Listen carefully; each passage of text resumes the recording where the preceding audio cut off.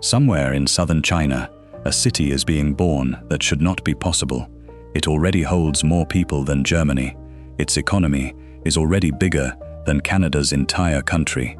It has more billion-dollar startups than any nation on Earth, except the United States. And here is the strangest part. You will not find its name on most maps, because this city does not fully exist yet. China is building it right now, not with bricks, but by doing something no country has ever attempted: welding 11 separate cities into one. The project is called the Greater Bay Area, and when it is finished, it will be the largest city in human history. Nearly 90 million people, an economy racing past $2 trillion. If it declared independence tomorrow, it would instantly be one of the 10 largest economies on the planet. This is the story of why China is building it. How you physically stitch 11 cities together across open sea, and the one obstacle that concrete cannot fix. Stick with me, because the ending of this story is bigger than China. And if you love stories like this, subscribing takes 2 seconds. To understand what is happening, look at a map of the Pearl River Delta, where the river empties into the South China Sea. Scattered around that river mouth sit 11 cities, some you know instantly: Hong Kong, Macau, Shenzhen, Guangzhou. Others, like Dongguan, Foshan, and Zhuhai, quietly build half the products in your home. Squeezed into a patch of land about the size of Croatia, a country of 4 million people, live over 20 times as many, 86 million, and climbing. Just 6% of China's population, producing 11% of China's entire economy. And these are not ordinary cities. This delta is the site of the fastest urban explosion our species has ever recorded. In 1980, Shenzhen was a cluster of fishing villages, home to around 30,000 people. The Chinese government drew a line around it and declared it a special economic zone, a laboratory for capitalism inside a communist country. 4 decades later, that fishing village is a megacity with more people than New York, the place where your phone, your drone, and half the gadgets in your house were either built or invented. Nothing in the entire story of civilization has grown that fast. But Shenzhen was never the whole miracle. It was one organ in a larger body. Over those same 40 years, every city around that river mouth evolved a different specialty. Hong Kong became one of the world's great financial centers, the gateway where global money enters Asia. Guangzhou became the trading hub. Dongguan and Foshan became the factory floor. Macau became an entertainment economy that dwarfs Las Vegas. Each city, one function. Separately, they are impressive. Combined, they would be something the world has never seen.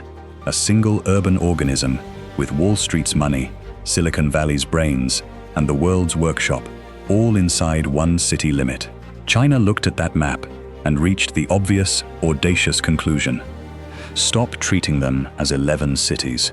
Fuse them. There was just one problem, and it is enormous. Look at the map again. Right through the middle of this future megacity runs the Pearl River Estuary, a mouth of open water up to 60 kilometers wide, one of the busiest shipping lanes on Earth. The east side, with Hong Kong and Shenzhen, and the west side, with Zhuhai and Macau, stare at each other across the sea, like neighbors across an uncrossable street. For decades, driving from Hong Kong to Zhuhai meant a giant detour around the entire estuary, 4 hours or more. The body had organs, it had no arteries, and the water was only the first barrier. The second one is even stranger. Hong Kong and Macau are not ordinary Chinese cities. Under the arrangement known as one country, two systems, they keep their own currencies, their own laws, their own passports, and their own border checkpoints. Crossing from Shenzhen into Hong Kong is legally crossing a boundary. They even drive on opposite sides of the road. Hong Kong drives on the left, a legacy of British rule. The mainland drives on the right. China was not just trying to bridge an ocean, it was trying to bridge 2 different systems of civilization, running side by side, inside one country. So China did what China does. It started building the impossible. The first artery opened in 2018, and it remains one of the most extreme structures on the planet. The Hong Kong-Zhuhai-Macao Bridge, 55 kilometers of bridge and tunnel across the open sea, the longest sea crossing ever built, at a cost of nearly $19 billion, and it hides a trick most people never notice. Halfway across, the bridge simply vanishes into the ocean. Engineers built 2 artificial islands in the middle of the sea, and between them, the road dives into a tunnel nearly 7 kilometers long, buried beneath the seabed, so that the world's largest container ships can sail directly over the traffic. Cars drive under ships in the middle of the ocean. A 4-hour journey collapsed to about 40 minutes. Then, in 2024, the second artery opened further north, the Shenzhen-Zhongshan Link, 24 kilometers of soaring bridges and deep tunnels connecting the delta's 2 shores, cutting a 2-hour drive to 30 minutes. On its opening days, so many curious drivers poured onto it that the crossing jammed with traffic, which might be the most fitting tribute an artery has ever received. And the water crossings are only the visible part. The real fusion is happening in the rail lines.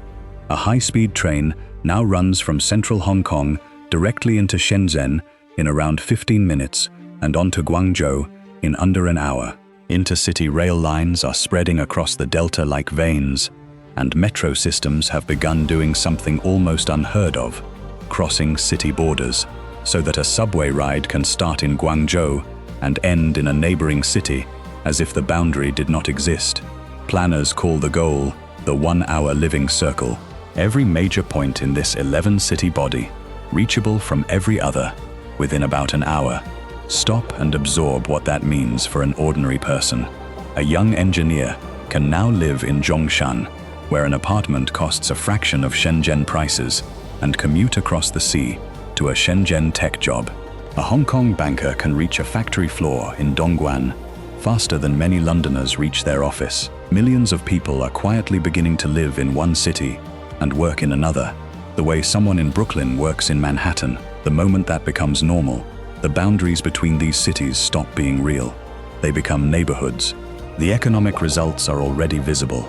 In 2020, this region was home to 33 unicorns, startups valued over $1 billion. 4 years later, 70. That is more than every single country on Earth, except the United States. Not more than every city, more than every country. One delta, out-inventing entire nations. Even the region's oldest rivalry is dissolving in the most symbolic way possible. For decades, a ribbon of quiet rural land separated Hong Kong from Shenzhen, a deliberate buffer between 2 worlds. Today, Hong Kong is transforming that buffer into the northern metropolis, a vast new technology district built deliberately toward the Shenzhen border. Picture that image. 2 cities that spent half a century back to back, now turning around and growing into each other's arms. Which brings us to the real question: why? Why is China spending hundreds of billions to fuse cities that were already thriving? The answer is a map of the future, drawn in Beijing.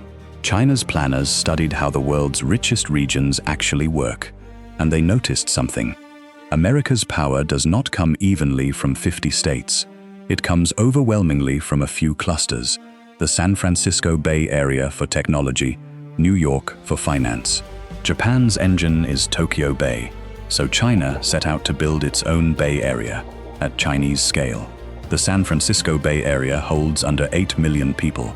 The Greater Bay Area holds 11 times that, and its official plan openly names the ambition: surpass every other Bay Area on Earth. In China's newest 5-year plan, this is now national doctrine. The future will be organized not around cities, but around clusters. And this delta is the flagship, the prototype, for more than a dozen others being drawn behind it. There is a harder edge to this too. In an era of chip restrictions and technology rivalry with the West, fusing Hong Kong's global finance with Shenzhen's laboratories and Dongguan's factories creates something strategically priceless: a complete innovation pipeline, from idea to funding to prototype to mass production, all within 1 hour's travel, all inside one country. If any place on Earth can turn a sketch into a shipped product fastest, it is this delta. That speed is not convenience. In the 21st century, it is power. But now for the part this megacity's promotional videos will never show you, because some of its problems cannot be solved by any bridge. The first is the very thing that makes it unique. 2 systems, different currencies, different laws, different internets, different courts. A doctor licensed in Hong Kong cannot simply practice in Guangzhou. Money, data, and professionals still cross those internal boundaries with friction, and softening those boundaries raises delicate questions in Hong Kong about identity and autonomy that engineering cannot answer. The second problem is timing. China's decades-long property boom has cooled, local governments carry heavy debts, and China's population has begun to shrink and age. This megacity is being finished just as the era of easy growth ends. And the third problem is the deepest. You can merge railways and power grids by decree. You cannot decree that a person from Hong Kong, a person from Macau, and a person from Zhaoqing feel like citizens of the same city. Infrastructure is fast, belonging is slow, so will it work? This is the perspective that made me want to make this video. Every great city in history grew by accident. Rome, London, Tokyo, New York, all of them sprawled outward over centuries. Unplanned, chaotic, nobody in charge of the whole. What is happening on the Pearl River Delta is the first time human beings have looked at nearly 90 million people and tried to design them into a single functioning city, on purpose, with a deadline. It is either the greatest act of urban planning ever attempted, or the greatest overreach. And we will find out within our lifetimes, because the arteries are built, the trains are running, and the commuters have already started living as if the future arrived. If it succeeds, the template will spread, first across China's other clusters, then, inevitably, as the model everyone else must answer. The 22nd century may not be a competition between countries at all, but between a handful of colossal city regions, and the first one is being assembled right now, mostly while the world looks elsewhere. So, I want your honest answer in the comments. Could you imagine living in a city of 90 million people, where crossing town means crossing the sea through a tunnel beneath the ships? Team, that's the future, or team, that's too big to be a home. And tell me which city cluster in your part of the world could pull this off, because I read every comment, and your answers decide what I investigate next. Because there is one thought I cannot shake. For 10,000 years, humans built cities. On the Pearl River Delta, for the first time, a city is being built out of other cities. Whatever happens next, the age of the ordinary city just ended.